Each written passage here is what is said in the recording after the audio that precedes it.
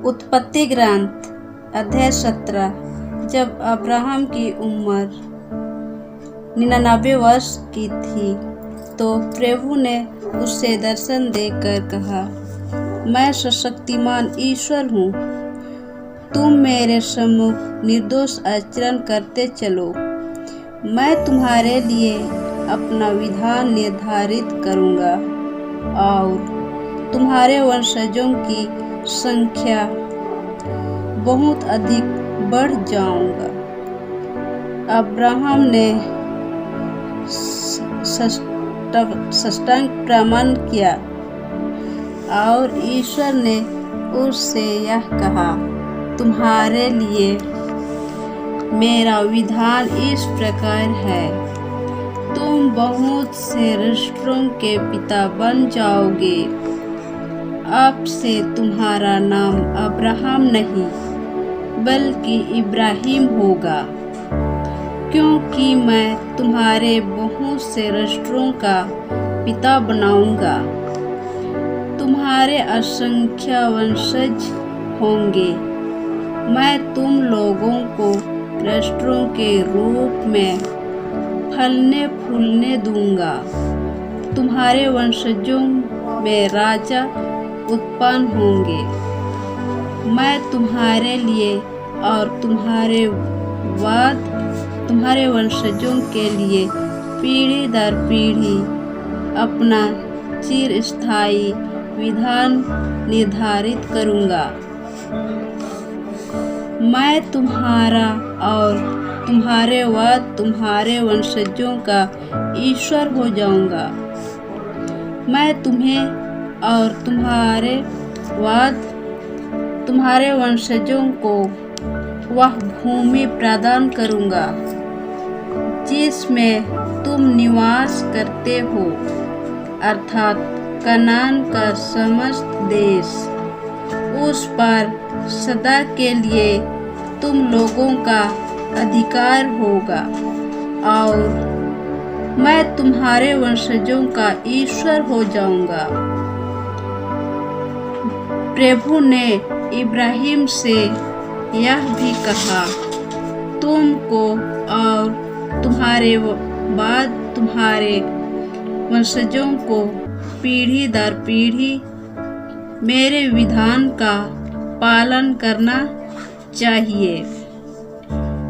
मैंने जो विधान तुम्हारे और तुम्हारे वंशजों के लिए निर्धारित किया और जिसका तुम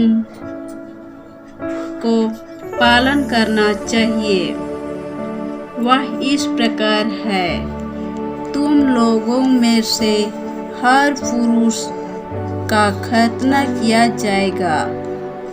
वह खतना तुम्हारे लिए मेरे द्वारा निर्धारित विधान का चिन्ह होगा। तुम लोगों के बच्चों में से प्रत्येक का खतना जन्म के 8वें दिन किया जाए। पीढ़ी दर पीढ़ी यही नियम कायम रहेगा। तुम्हारे घर के चाहे जिस किसी का बच्चा क्यों ना हो या चाहे किसी विदेशी से धान देकर खरीदा हुआ ही क्यों ना हो, वह घर में ही पैदा हुआ हो या धन द्वारा खरीदा गया हो, दोनों का खतना किया जाए। इस प्रकार मेरे विधान का यह चिन्ह तुम लोगों की देह में चिरकाल तक बना रहेगा। वह पुरुष अपने लोगों से बहिष्कृत किया जाएगा जिसकी देह में खतना नहीं किया गया है, क्योंकि उसने मेरे विधान का नियम भंग किया है। प्रभु ने इब्राहिम से कहा, तुम अपनी पत्नी को सराय नहीं बल्कि सारा कहकर पुकारो। मैं उससे आशीर्वाद दूंगा और वह तुम्हारे लिए पुत्र प्रसव करेगी।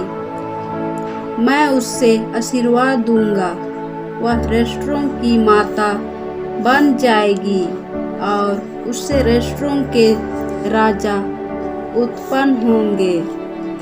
इब्राहिम मुंह के बल गिरकर हंसने लगेगा, क्योंकि उसने अपने मन में यह कहा,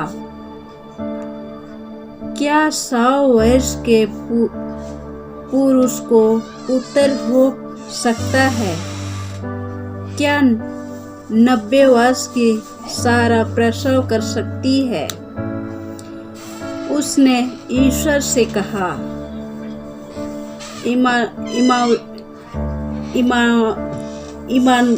इमानुएल तेरा कृपा पत्र बने। ईश्वर ने उत्तर दिया, नहीं, तुम्हारी पत्नी सारा तुम्हारे लिए पुत्र प्रसव करेगी। तुम उसका नाम इसहाक रखोगे। मैं उसके और उसके वंशजों के लिए अपना चिरस्थायी विधान बनाए रखूंगा। मैं उसका और उसके वंश का ईश्वर हो जाऊंगा। मैंने इस इमानुएल के लिए तुम्हारी प्रार्थना सुनी। मैं उससे आशीर्वाद दूंगा। मैं उससे संतति प्रदान करूंगा और उसके वंशजों की संख्या बढ़ाऊंगा। वह 12 कुलपतियों का पिता बनेगा और उससे एक महान राष्ट्र उत्पन्न होगा। किंतु मैं इसहाक के लिए अपना विधान बनाए रखूंगा। अगले वर्ष के इस समय सारा उससे प्रसव करेगी। इतना कहकर ईश्वर इब्राहिम को छोड़कर चला गया। तब इब्राहिम के यहाँ उसके पुत्र इमानुएल का उसके घर में पैदा हुए। सब लोगों का तथा उसका, जिन्हें उससे धन देकर खरीदा था, अर्थात इब्राहिम के घर के सब पुरुषों का उसी दिन ईश्वर द्वारा उसको दी हुई आज्ञा के अनुसार खतना किया गया। जब इब्राहिम का खतना हुआ तब वह 99 वर्ष का था, और जब उसके पुत्र इमानुएल का खतना किया गया तब उसकी आयु 13 साल की थी। इब्राहिम और उसके पुत्र इमानुएल का खतना एक ही दिन हुआ। उसके साथ ही उसके घर के सब पुरुषों का भी खतना हुआ, चाहे वे उसके घर में पैदा हुए हों, चाहे ऐसे हों जो धन देकर विदेशियों से खरीदे गए हों।